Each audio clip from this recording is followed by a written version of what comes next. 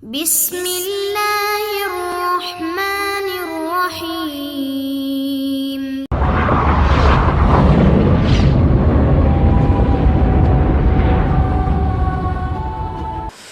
Bismillahirrahmanirrahim. Alhamdulillahilladzi nawwara quluba man syaa min ibadihi fara'al kauna binuri qalbi fasyahidallaha fil kauni kullih. Ashhadu an la ilaha illallah wahdahu la syarika lahul ma'rufu bi ihsanih wa ashhadu anna sayyidana Muhammadan abduhu wa rasuluhul masyhuru bi amanatih. Sallallahu wa sallam ala sayyidina wa habibina Muhammadin khairi khalqih wa ala alihi wa ashabihi wa dhurriyyatihi wa atba'ihi, amma ba'du. Yang kita hormati dan kita cintai para habaib dan para alim ulama, para muhibbin, hadirin, hadirat rahimakumullah. Pertama-tama kita bersyukur kepada Allah dan menghaturkan pujian kepada Allah yang telah memberikan kita hidayah, memberikan kita petunjuk, memberikan kita taufik, kemudahan untuk melakukan kebaikan, sehingga pada malam ini kita dapat berkumpul bersama-sama di Masjid Nurul Muhibbin ini. Dan kita berdoa berharap kepada Allah Subhanahu wa ta'ala agar kita selalu dikumpulkan dalam kebaikan dan takwa. Amin ya rabbal alamin. Salawat dan salam selalu kita curahkan kepada junjungan kita Nabi besar Muhammad sallallahu alaihi wasallam dan kepada seluruh keluarga, para sahabat, zurriyat dan pengikut beliau sampai hari akhir nanti. Para muhibbin rahimakumullah. Al-hikmatur rabi'ata asyarah min al-hikamil ataiyah. Qala al-imam Ahmad ibn Athaillah Sakandari rahimahullah wa nafa'ana bi'ulumih. Hikmah yang ke-14 daripada Al-Hikam, berkata pengarangnya Imam Ahmad bin Athaillah As-Sakandari rahimahullah,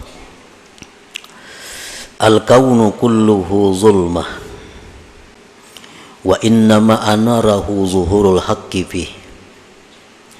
Faman ra'al kauna wa lam yashhadhu fihi aw indahu aw qablahu aw ba'dah faqad a'wazahu wujudul anwar wa hujibat anhu sumusul ma'arib bisuhubil asar.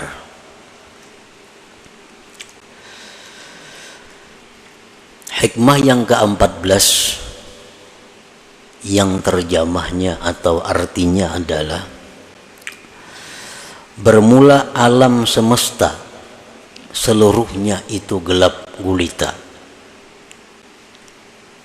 dan hanya saja menerangi akan alam semesta itu oleh nampaknya Allah pada alam itu. Maka barang siapa yang melihat alam semesta ini dan dia tidak memandang kepada Allah pada itu alam atau di sisi alam atau sebelum alam atau sesudah itu alam, maka sungguh luput akan dia adanya cahaya-cahaya dan terdinding daripadanya matahari ma'rifat dengan makhluk yang diumpamakan seperti awan. Para muhibbin rahimakumullah, maka itulah arti atau terjemah daripada hikmah yang ke-14 daripada hikam ini. Adapun tafsirnya atau penjelasannya, bermacam-macam para ulama pendahulu kita yang menerangkan lebih luas tentang pengertian daripada hikmah yang ke-14 tadi. Al-kaunu kulluhu zulmah wa inna ma'anarahu zuhurul haqqi fihi Kaun itu artinya alam semesta. Alam itu ma siwallah, sesuatu yang selain Allah disebut alam.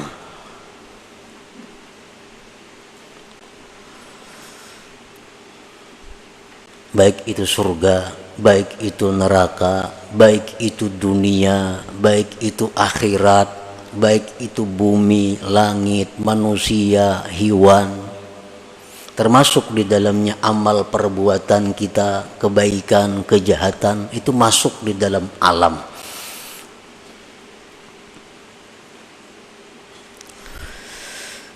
Maka seluruhnya alam tadi zulmah, gelap.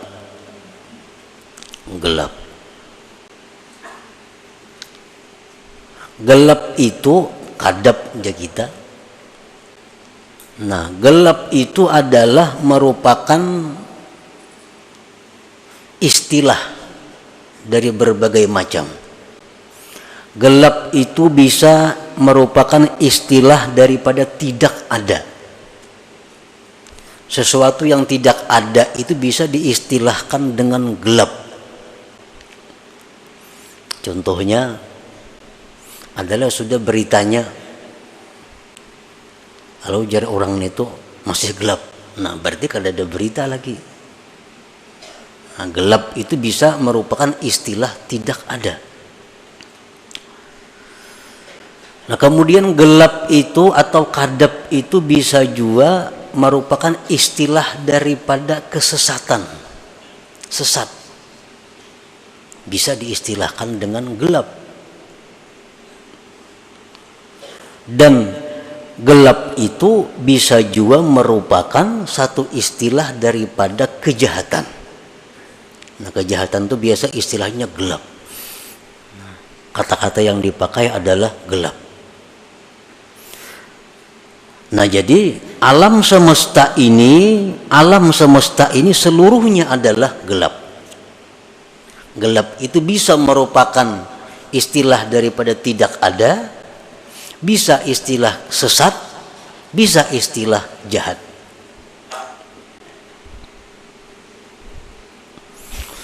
Wa inna ma anarahu zuhurul haqqi fihi, dan hanya saja menerangi akan alam semesta ini oleh tampaknya Tuhan pada alam itu. Terang ini pun istilah dari beberapa macam. Bisa sesuatu yang ada itu diistilahkan dengan terang. Adakah sudah kabarnya nih? Sudah ada titik terangnya aja. Nah, berarti ada tuh. Nah, jadi terang itu bisa istilah ada. Nah, kalau kita pakai istilah ada itu, maka alam semesta ini adalah zulmah, artinya tidak ada, tetapi hanya saja alam itu ada oleh karena adanya Allah. Oleh karena adanya Allah. Itu kalau kita pakai istilah gelap itu tiada, terang itu adalah ada.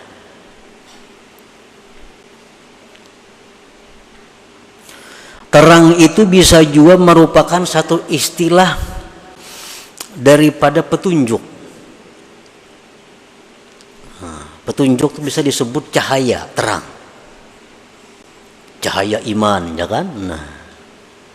Nah, kalau kita ambil itu, maka pengertiannya adalah bahwa alam semesta itu adalah sesat. Zulmah, gelap artinya sesat. Hanya saja Allah Ta'ala lah yang menunjukkan akan alam itu. Nah, kalau itu terang kita artii dengan petunjuk. Dan terang itu bisa juga artinya kebaikan, kebajikan. Sesuatu yang baik itu bisa disebut dengan cahaya, terang. Nah, kalau itu kita ambil, maka artinya adalah alam semesta itu seluruhnya adalah jahat. Seluruhnya jahat.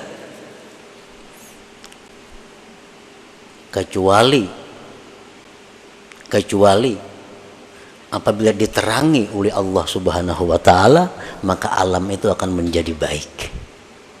Nah, Para muhibbin rahimakumullah.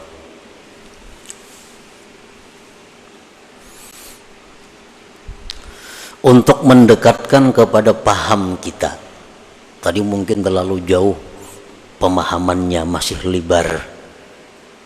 Nah, untuk mendekatkan kepada paham kita, kita ambil salah satunya. Alam semesta itu kita ambil perbuatan.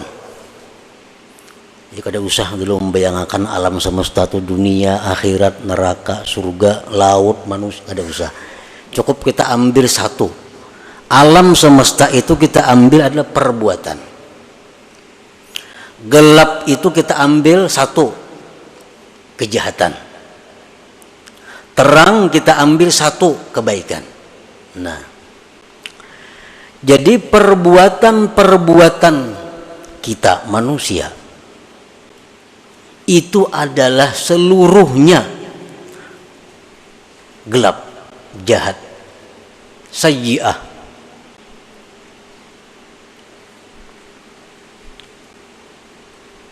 Hanya saja perbuatan-perbuatan manusia itu menjadi baik apabila dalam perbuatan itu dimusyahadahkan atau disertakan Allah Subhanahu wa ta'ala. Nah,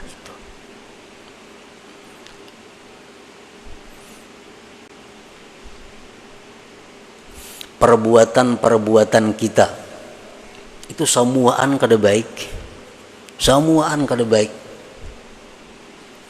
kecuali perbuatan kita itu disertai Allah Subhanahu wa ta'ala. Nah, disertai Allah itu artinya bisa disertai petunjuk Allah. Hanyar perbuatan kita tadi menjadi baik, menjadi cahaya, menjadi hasanah.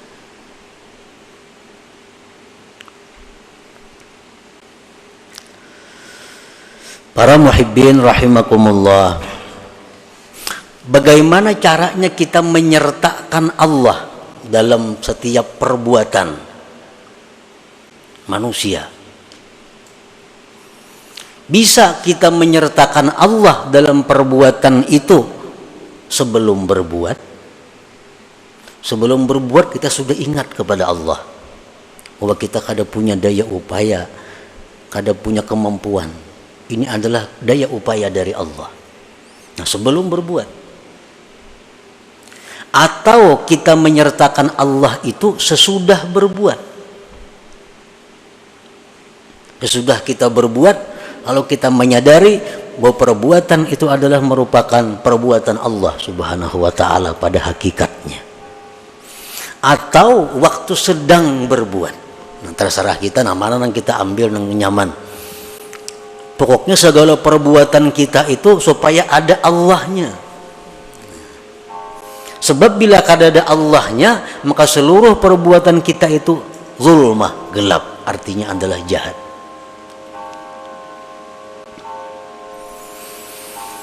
Nah, para muhibbin rahimakumullah, paman ra'al kauna wa lam yashhadillah fahuwa mahjub ta'ihun bil zulumat wa huwa arzalul khalqi.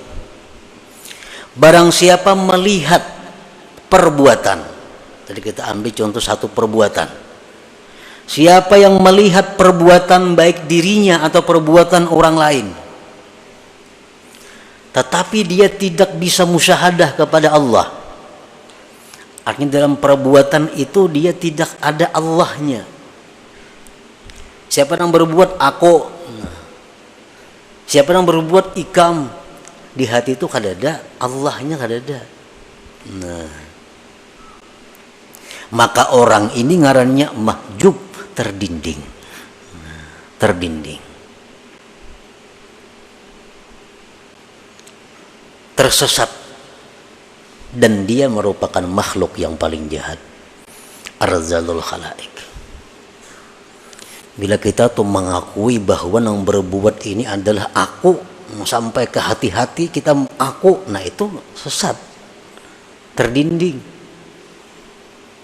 Yang berbuat itu adalah Fulan bin Fulan, sampai ke hati-hati kita mengatakan itu Fulan yang berbuat. tanpa sedikit pun kita ingat kepada perbuatan Allah, sesat kita. Sesat. Kenapa dia terdinding itu? Sebabnya lintibah ilwahiri suwaril akwan suwaril kauni fi qalbi, karena tertancapnya zahir gambar ini perbuatan di dalam hatinya. Nah, dalam hatinya sudah becap sehingga terdinding daripada mengingat bahwa perbuatan itu adalah perbuatan Allah Subhanahu wa taala pada hakikatnya. Kan kita sudah mengitikadkan bahwa la haula wala quwata illa billah. Nah, kalau kita mengatakan bahwa itu perbuatan kita sampai ke dalam hati-hati, kita mengatakan itu perbuatan kita, nah itu kita berarti terdinding. Nah, apabila kita ini orang yang terdinding, kita orang yang sesat, Fatta'atu minhu sayyi'ah, amal taat yang kita lakukan itu menjadi kejahatan. Kalau kita ini orang yang terdinding, amal taat yang kita perbuat itu kejahatan. Kalau amal jahat bang, sudah makinnya kejahatan lagi.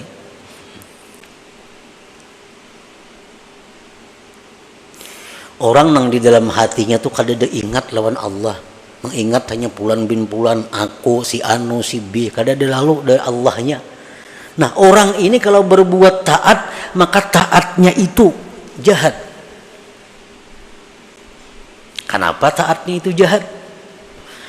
Li'annaha la takhlu an ujubin wariya'in wasti'zaz, karena taatnya itu kada sunyi daripada ujub, daripada riya, daripada merasa mulia. Itu sebabnya. Kenapa? Karena ini kada ingat lawan Allah. Nah, sembahyang tu aku semuaan, kada ingat bahwa sembahyang tu kawa karena hidayah Allah, karena taufik Allah, karena petunjuk Allah. Kada ingat lagi aku sembahyang itu. Ujub ngarannya. Ini sembahyang mengharapkan balasan orang lain, mengharapkan pujian orang lain, riya ngarannya. Ini sembahyang alunya merasa lebih baik pada manusia lainnya, nya merasa lebih mulia daripada orang lainnya, isti'zaz ngarannya. Nah, ibadah itu bila macam ini halnya, ibadah itu berubah menjadi kejahatan. Nah, jadi kalau kita ini golongan-golongan orang yang mahjub, ibadah apapun yang kita lakukan bukan pahala yang kita dapat, tapi sayyi'ah, kejahatan. Sebab kita mahjub, kita terdinding daripada Allah.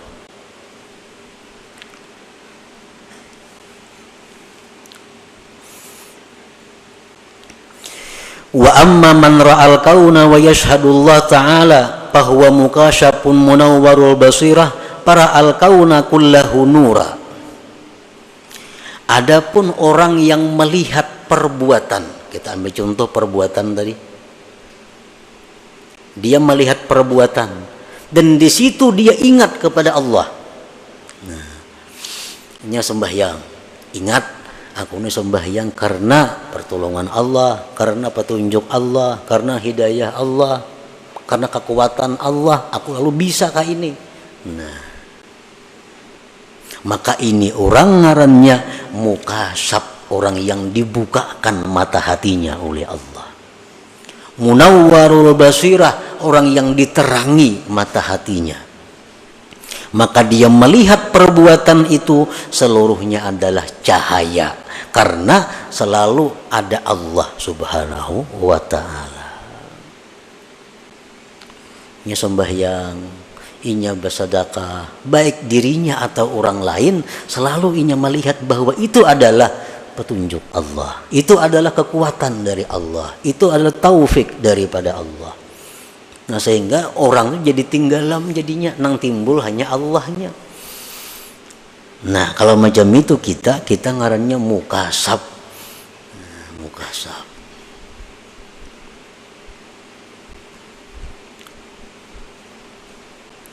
Munawwar, nang diterangi mata hatinya. Baik perbuatan itu kebaikan atau perbuatan itu berupa kejahatan, kita selalu ingat bahwa di situ Allah. Kawalah orang berbuat kejahatan, maka tidak dikehendaki Allah kada kawa. Nah, jadi setiap kali apa yang kita lihat dari perbuatan itu, selalu ingat kita kepada Allah. Ada orang datang menyari-nyari lawan kita, bahwa ada orang datang mencela lawan kita, ada orang datang memuji kepada kita, ada orang datang menyanjung kepada kita. Nang kita lihat tuh adalah samuaan itu adalah dari Allah. Nah, jadi amun kita gembira, kita kada gembira lawan orang itu.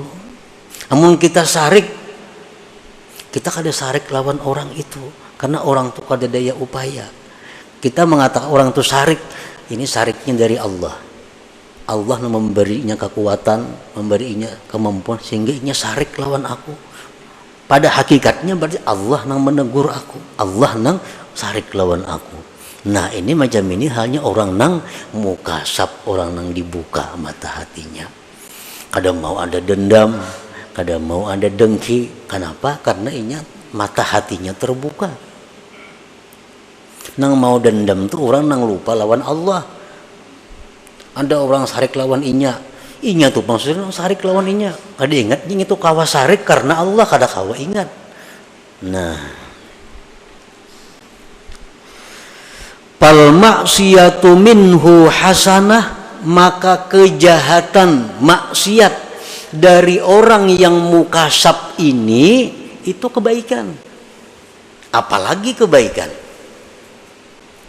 Orang nih nang mukasab nih, nang hatinya diterangi oleh cahaya Allah, sehingga dia selalu ingat kepada Allah bila melihat perbuatan-perbuatan. Andai kata inya melakukan maksiat, maksiat itu jadi pahala. Nah, maksiat itu jadi kebaikan. Apalagi inya berbuat taat maginnya lagi. Maksiatnya pun jadi kebaikan. Nah, lalawanannya ya nang tadi al-mahjub tadi. Nah, orang nang terdinding ini inya berbuat dosa sudah nyata dosa, berbuat kebaikan jadi dosa juga. Kalau orang nang mukasab berbuat baik sudah nyata pahala, berbuat dosa pun inya dapat pahala. Kenapa berbuat dosa inya dapat pahala? Nah, kenapa inya berbuat dosa dapat pahala? Satu alasannya, orang nang terbuka mata hati itu bila berbuat dosa li'atirafihi bi'ajzihi wa zullih, karena dia mengakui bahwa dirinya itu lemah. Dia mengakui dirinya itu adalah hina. Dia mengakui bahwa dia sangat berhajat kepada perlindungan dari Allah agar bisa terhindar dari maksiat. Buktinya kalau aku kata ditolong Allah, ini jatuh pada maksiat. Berarti aku sangat perlu pertolongan Allah agar terhindar dari maksiat. Nah, wa taubatihi minha, dan tobatnya dia daripada maksiat itu. Jadi orang-orang yang mukasabin ini, mereka kalau berbuat dosa, nah, mereka tersadarkan, oh ternyata aku nih hina. Buktinya aku mau melakukan dosa. Buktinya aku ini berarti rendah di sisi Allah. Berarti aku ini jatuh di sisi Allah. Nah, perasaan-perasaan seperti itu adalah ibadah. Lalu dia tobat daripada dosa.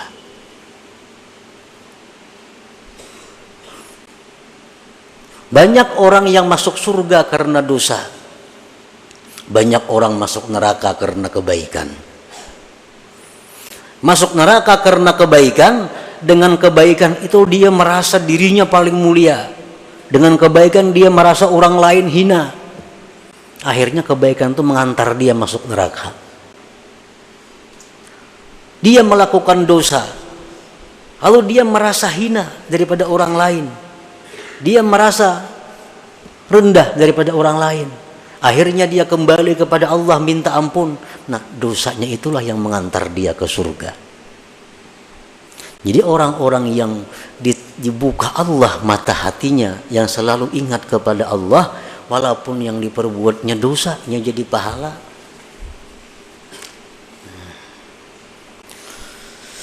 Qala ba'dul ulama, berkata sebagian ulama, idza taba minadz dzunub saratiz dzunubul madiyah kulluha hasanat. Kalau orang taubat dari satu dosa, ini berisi 100 macam dosa, lalu ini tobat, sebujur-bujur tobat, maka nang 100 macam dosa tadi ditukar Allah jadi kebaikan. 100 kebaikan jadinya. Nah, itulah yang dimaksud dengan firman Allah Ta'ala, faulaika yubaddilullah sayyiatihim hasanat wa kana Allah ghafurar rahimah.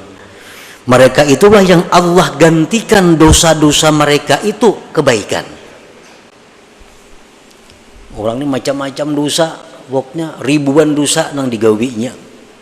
Satu harinya tobat, sebenar-benar tobat.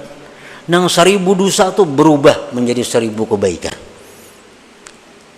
Nah, jadi orang-orang yang munawwarul qalbi, orang-orang yang selalu ingat kepada Allah, walaupun dia berbuat dosa, maka dosa mereka itu menjadi kebaikan bagi mereka karena hal-hal yang tersebut tadi. Nah, para muhibbin rahimakumullah, jadi itu merupakan salah satu daripada pemahaman daripada hikmah yang ke-14 ini. Nah, kemudian yang perlu kita ambil adalah bagaimana caranya agar kita bisa masuk menjadi orang yang mukasab ini. Jangan jadi orang nang mahjub nih. Karena kalau kita masuk orang yang terdinding ini, ibadah apapun yang kita lakukan kan ada faedahnya. Kenapa? Karena disertai ujub, disertai riya, disertai merasa mulia, disertai yang kada baik. Jadi mesti kita jangan berada dalam golongan itu. Kita mesti masuk dalam orang-orang yang mukasab, yang munawwar, yang diberi cahaya. Para ulama suluk mengatakan ada 3 hal untuk bisa kita mendapatkan kasbillah, keterbukaan hati dari Allah itu. 3 hal ini, 1 pemantang, 2 ubat nang digawi, yang ketiga lingkungan. Nah, pertama az-zuhdu fid dunya. Hendak masuk dalam golongan orang-orang nang tadi, nang kedua nih, nang diberi cahaya hatinya tuh, hendak masuk ke situ, syaratnya pertama dahulu mengurangi urusan-urusan duniawi. Selama kita masih berpikir hendak menambah kekayaan, kada kawa. Tetap kita berada di gulungan mahjub itu. Nang ada mesti dikurangi. Misalnya asalnya usaha berapa macam, dikurangi supaya ada ruang di dalam hati untuk menerima cahaya Allah. Karena hati ini sudah penuh dengan urusan dunia. Cahaya Allah kalau kau masuk, nah dikurangi supaya bisa masuk. Nang kayak butol tuh hibak awal kita tambah banyu, kada kawa lagi, walaupun nang masuk nih habang hijau kada kawa, sudah hibak nih tuh. Ini butol nih hibak sudah sampai di atas banyu. Anda kayak banyu habang tak keluar juga ini. Ini pun kita kurangi, nak kawa masuk. Nah, bila masuk cahaya Allah ini akan menjalar, nah, akan menyisihkan yang lain-lainnya. Jadi kurangi aja urusan dunia. Ada perlu ampih bertuku, ada perlu ampih berdagang, ada perlu. Cuma kurangi urusan dunia, beri tempat dalam hati untuk menerima cahaya Allah. Selama kita masih memikirkan macam-macam jabatan, macam-macam kedudukan, macam-macam perdagangan, menambah usaha itu, maka kada mau masuk sudah. Nah, jadi pertama syaratnya adalah kurangi urusan keduniaan itu. Beri ruang hati untuk menerima cahaya Allah. Yang kedua, kalau sudah kita kurangi urusan duniawi tadi, ditambah kasratuz zikri wal fikri, perbanyak zikir dan tafakkur. La ilaha illallah perbanyak, salawat diperbanyak, ditambah tafakkur, berpikir tentang kejadian-kejadian yang diciptakan Allah ini. Yang ketiga, suhbatul ulama as-salihin, dekat dengan ulama salihin. Nah, apa gunanya kita dekat dengan ulama salihin? Karena dengan ulama salihin itu kita bisa menanyakan masalah-masalah hukum yang kita hadapi. Yang kedua, itu bisa menambah semangat kita untuk beribadah kepada Allah. Nah, bila tiga hal itu kita laksanakan, maka kita satu saat akan menjadi orang yang mukasab, yang dibukakan hati, sehingga apa yang kita lihat itu kada terlepas daripada Allah Subhanahu wa ta'ala. Nah, jadi itulah sebagian yang dipaham daripada hikmah yang ke-14 daripada hikam al-ata'iyah ini. Nah, semoga Allah Subhanahu wa ta'ala memberikan kita taufik hidayah, memberikan kita anugerah, sehingga kita diberi Allah keterbukaan dan terang hati untuk selalu melihat Allah Subhanahu wa ta'ala dalam segala sesuatu. Ila hadratin Nabi sallallahu alaihi wasallam. Al-Fatihah. Bismillahirrahmanirrahim. Astagfirullah, shiratal mustaqim. فيا أيها الرجل منه شفاعة صلوا عليه وسلموا تسليما.